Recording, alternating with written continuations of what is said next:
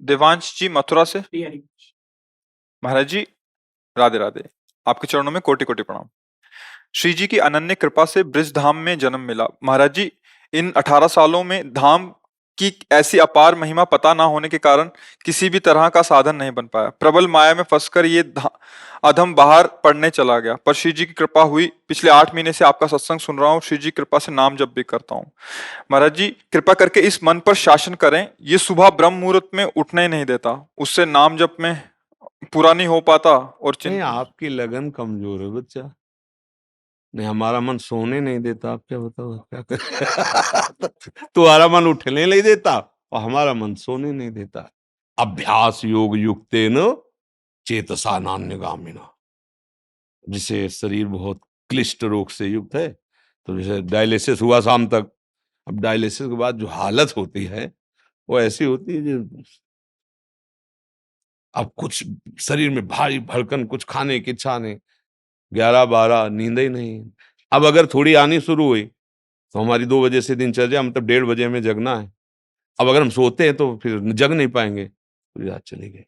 1:30 बजे उठे, आसन में बैठे, पानी गर्म हुआ मिला और 2 बजे शौच स्नान के लिए बाथरूम, दिनचर्या किया। 2:45 बजे तो यहाँ आ जाते हैं। क्या हुआ? हमने नींद लेने का बहुत अभ्यास किया तो नाक नहीं खुल रही, और नींद पर बचपन से उस पर शासन हुआ तो वो हमसे कहती राधे राधे।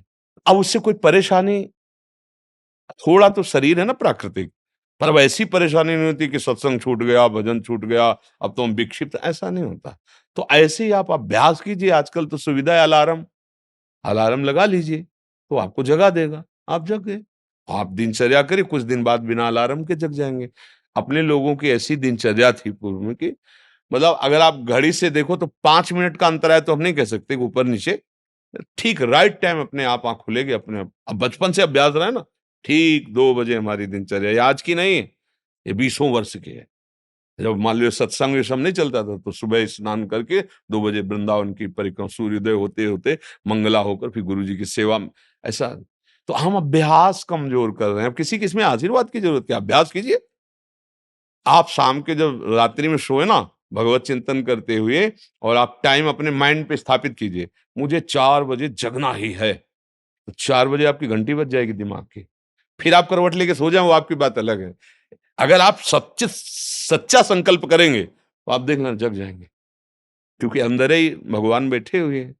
चेतना है, अच्छा 4 बजे, और आप 1 साल अभ्यास कर लीजिए 4 बजे, फिर इसके बाद आपको 4 बजे के बाद नींद ही नहीं आएगी, आपको नींद खुल जाएगी। अभ्यास योग युक्तेन, ये नींद है, भोजन है। अब जैसे भोजन है, रोज आप आधा कवल बढ़ाते चले जाइए, धीरे धीरे डाइट बहुत अच्छी बढ़ती चली जाएगी, और आप घटाते जाइए तो 1 रोटी 2 रोटी में आपका काम चलने लगेगा।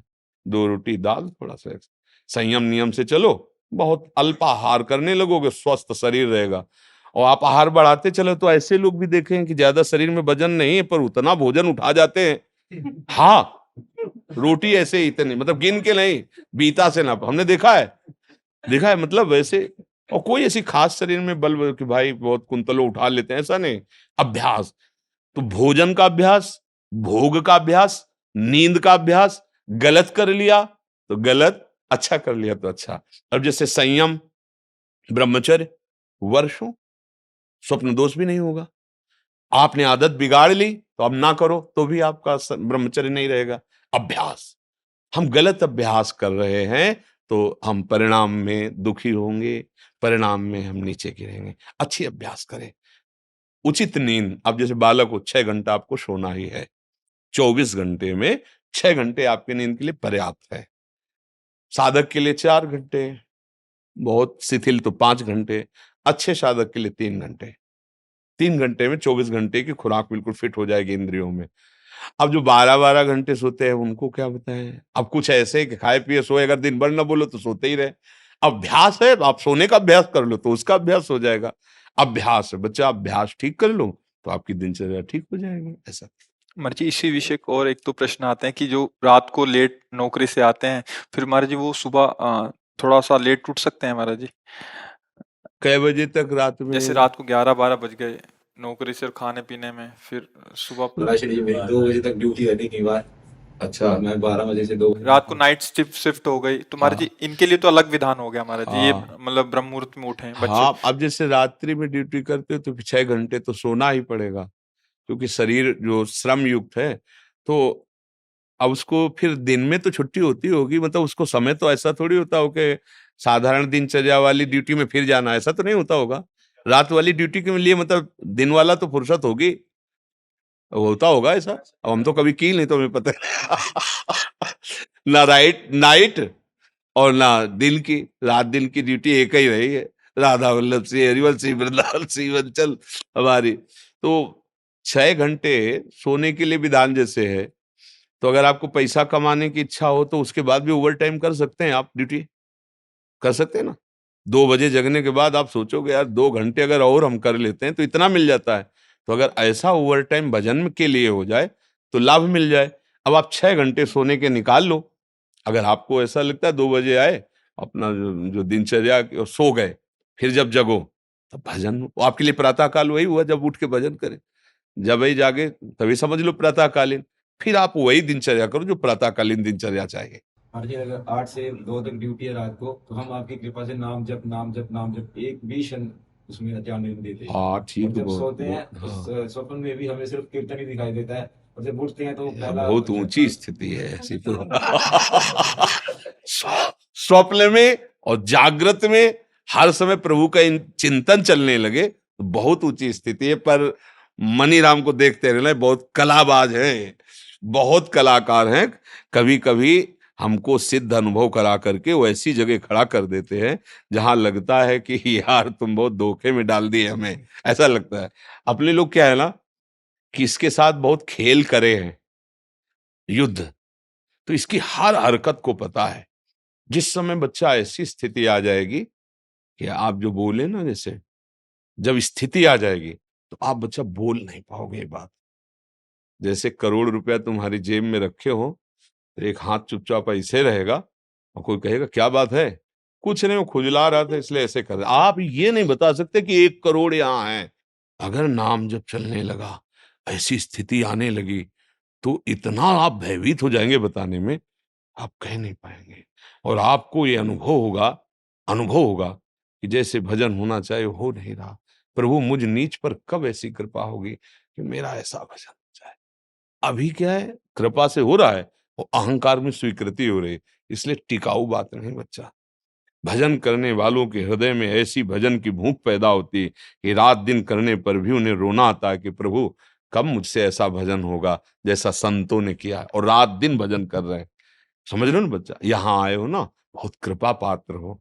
तो अवास्तविक तुम्हारी स्थिति ऐसी हो जाए कि जागृत स्वप्न सुषुप्ति स्फुरत में राधा पदाब्ज छटा, चाहे जग रहे हो या सो रहे हो या स्वप्न में हो, लाडली लाल के साथ आपका मन सावई मना कृष्ण पदार। कभी अब कहना नहीं, और अभ्यास बढ़ाते चले जाओ। जो हो रहा है नाम जप, वो श्री जी की कृपा से हो रहा है, गुरु जी की कृपा से हो रहा है। कहने से ये बात हट जाती है, अहम पुष्ट होता है, चुपचाप अंदर ही अंदर। अब या तो आप जानते नहीं थे या आप करते नहीं हो, नहीं तो डर लग जाएगा। अपनी कोई चेक किसी को दिखाएगा, कि पैसा दिखाएगा, हीरा जवाहरात दिखाएगा क्या? तिजोरी में बंद किया जाता है लॉकर में। एक चाबी वहां और एक चाबी गुरुजी के पास, एक चाबी आपके पास। केवल गुरुजी और आप मिलके बात कर सकते हो उस लॉकर की चाबी को, मतलब समझ रहे हो ना। अपने गुरु से केवल पर्सनल, घर गृहस्थी परिवार नहीं, बैंक में एक चाबी आपके पास, लॉकर का होता है ना, दोनों मिला के, मतलब केवल सदगुरु और आप। फिर अपने अनुभव, फिर वो आपको कभी व्यक्त करेंगे तो फिर वो अंतर ध्यान हो जाएंगे, साधन में बाधा पड़ जाएगी। बहुत कृपा पात्र हो, चल रहे हो, आगे और बढ़ो, पर गुप्त रखो अंदर की बात। और 6 घंटे विश्राम सोने के करके फिर पाठ भजन जो भी जैसी दिनचर्या हो घर गृहस्थी की, वो भी भजन है। जैसे अपने लोग कभी कभी कड़वी बोल देते हैं ना, खिलाफत की बात। ये थोड़ा, एक आता है सुदर्शन चूर्ण, सुदर्शन चूर्ण है, बहुत कड़वा होता है, पर वो बुखार को जड़ से नष्ट करता है। तो अब सचिव वैद गुरु तीन जो, प्री बोले भयास, राज धर्म तन तीन कर होई बेगही नाश। अगर सदगुरु मुझ पर ही बातें करने लगे तो बिगड़ जाएगा मामला। वैद्य अगर मरीज के अधीन हो गया तो कभी नहीं ठीक होगा। राजा को अगर मंत्री मुंह छुपरे मिल गए सलाह देने वाले तो राज्य नष्ट हो जाता है। इसलिए जैसे अपने लोग हैं ना, तो आप हमारे मित्र हैं, आप हमारे बच्चे हैं, आप हमारी आत्मा हैं। जैसे भी भाव से, व्यवहारिक भाव से भी, परमार्थिक भाव से आपको वास्तविक मार्ग मिल जाए, आप वास्तविक सुख में पहुंचे। इसलिए हो सकता है कि कभी आपके प्रतिकूल कठोर वचन, ए नाटक कर रहे हो, आप सच्चे चल रहे हो, आप सोचोगे मैं तो जप रहा हूं, फिर महाराज जी डांट क्यों रहे हैं? नाटक। जो आपका अहम जाल बिछाना चाहता था, खत्म कर। है कुछ नहीं, मैं बड़ा भजनानंदी, चुप बैठ, खत्म। अब वो सुरक्षित हो गया, जो था माल वो पूरा सुरक्षित हो गया, कोई नहीं लूट सकता। तब अगर आप प्रतिकूल सोच गए, मतलब यार बाबा से हमने प्रार्थना की, बाबा ने हमें दबका दिया, भजन तो करते ही हो कुछ, दूसरे को तो माला पहना देंगे, जो मैं भजन करता हूं मुझको दबका दिया। ये तभी कहा दुर्गमो, संतों का समागम बड़ा दुर्गम है। जब देखा जाता है ना, जैसे मान लो एक आदमी बिल्कुल गंदे आचरण करता है और उसने कहा कि आज से मैं गंदा आचरण छोड़ता हूं, बस ये है कि हम 10 मिनट नाम जपेंगे राधा राधा, शाबाश, बारे बहादुर, हम्म, चिंता मत कर, हमारा साथ है।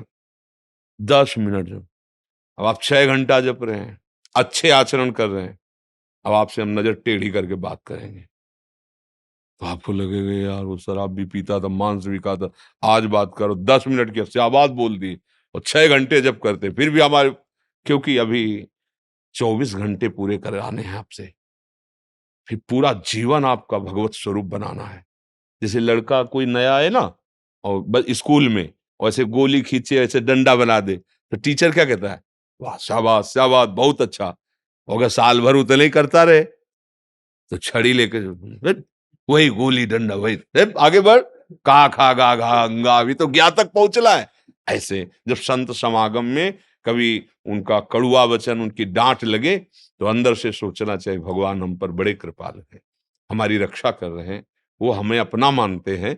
डांट किसको लगाई जाती है? जिसे प्यार किया जाता है। हमारे ऊपर बड़ी कृपा है कि संत जन हमें अपना बच्चा मानते हैं, अपना मानते हैं, और डांट लगाते ना कभी प्रतिकूल क्योंकि माता कभी प्रतिकूल कैसे बच्चे के सोच सकती है, ऐसे सदगुरु कैसे प्रतिकूल सोच सकता है? ऐसे